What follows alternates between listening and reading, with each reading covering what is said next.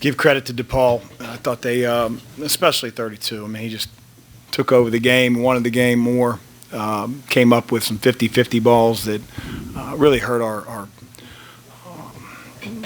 just hurt our cause. I mean, he was a one-man wrecking crew. We had no answer for him, whether it was his ISO drives, getting to the rim and finishing, whether it was a cherry on top, just shooting threes at the end.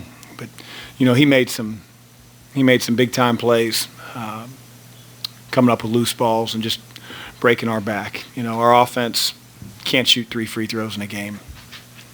We got to figure something out. I mean, it's just 3 free throws is ridiculous.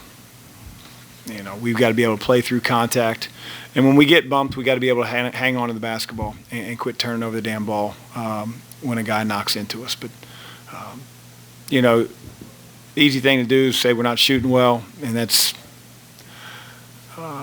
we got to get the ball in the paint. Period. It's my job to figure it out. Coach, speaking specifically of the offense, especially in the half court, is it more or less the passing? Is there not enough passing? Are the guards not, putting the pressure on the defense, really getting into the paint? Like, what's the biggest issue with the half court execution right now? There's a lot of issues. Issue number one was, DePaul went into a 2-3 matchup they hadn't showed all year, and we didn't handle it very well. But again, without watching the film, for us, we got to get the ball in the paint, and we got to be able to finish around the basket and draw fouls, and that'll open up other stuff on the perimeter. But right now, we're too perimeter oriented.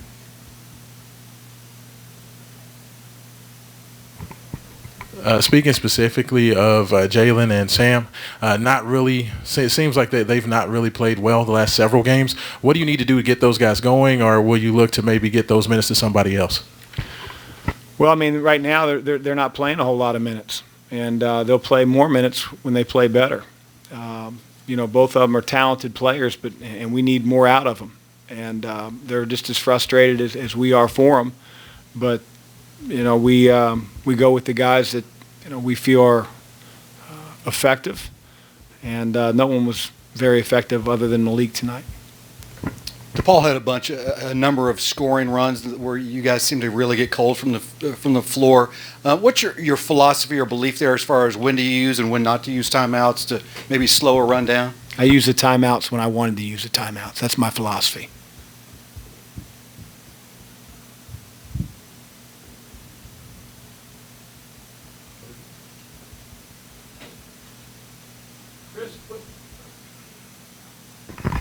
Chris, what the dry runs, and we talked about it a little bit, is it offensive execution? Is it DePaul's defense? You said they played a matchup which you hadn't seen them play before on film. Was that part of it? Have you all played against a matchup this year? We've played against zone.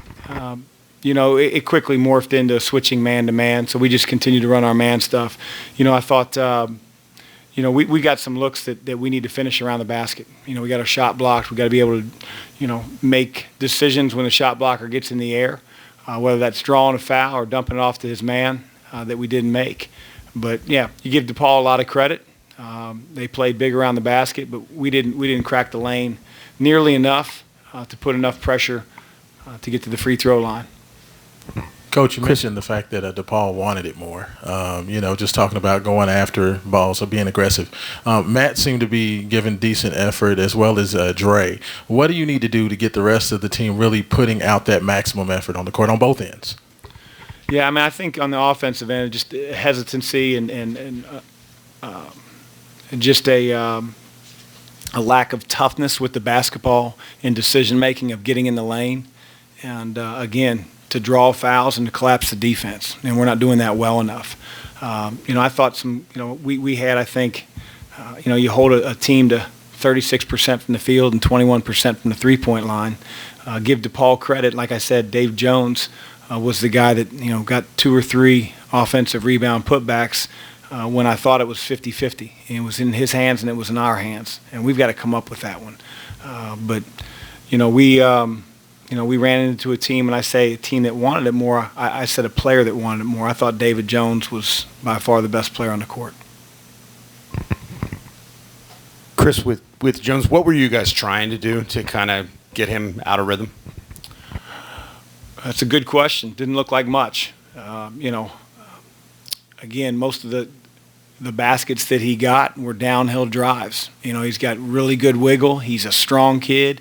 We had, for the most part, our fives in the lane. So it's not like he was finishing one-on-one and, our fives outside the lane, guarding the three-point line. He's right there in the thick of it. And the one time he did miss, they got a heck of an offensive rebound, tip in that hurt us. I think it put him up 2. But he's a really good player. He plays a little bit like some of our guys needed to play in the lane, and that's through contact. Hey, Chris, Matt, Noah, and Jared are all guys who have shot well historically from the field and shot well from 3. What do you think is going on with them right now, and how do you keep their confidence up to keep shooting? Yeah, again, it starts with the ability to get the ball in the lane. I know I sound like a broken record, but that's when shots, you got to take the open shots. And we had several open ones that we missed. And, we're going to continue to tell them to shoot the ball, but it has to start with our ability to get the ball in the lane. And that has to be recognized a little bit more, both by our coaching staff and our players. And we've got to get it in there without getting it knocked out of our hands and without getting knocked over ourselves. As far as getting the ball into the lane, does that start more with the point guards, 5 assists, 5 turnovers? Are you happy with what Jared as the starter's giving you as well as the guys coming off the bench? Yeah, Jared played, he's been playing really well for us. Didn't play well tonight on the offensive end. He did a great job on Freeman Liberty, who ends up getting 8 points. I thought Jared dogged him all night, but, Jared didn't play as well tonight. But, he's been a guy that, runs our show, gets in the lane, makes guys better. He'll have better nights. Chris, when you guys were not rebounding the ball very well early in the year, your players talked about some really physical drills, some stuff you did to change some of that. Are there things you can do in practice differently to encourage sort of more physical offensive play? Yeah, there's definitely stuff that I have to do because just talking about it isn't going to fix it. We've got to be able to get on the floor and put guys in situations where they have to finish through contact. And hopefully then it becomes a little bit easier, a little bit more instinctive when we get in the game. But right now that's my fault. Do you walk a line with that stuff at all? Because in practice, obviously there's some limit to how physical you want to be. You don't want to get a bunch of guys injured, but you have to figure out a line there. Yeah, you just got to play legal, right? You can't hold, you can't grab, you can't shove guys down to the floor. But we're going to be a physical team, or we need to be a physical team on the defensive end. But again, we need to be physical on offense and be tough with the ball. Thank you, Coach. Thanks. Back to Malik Williams.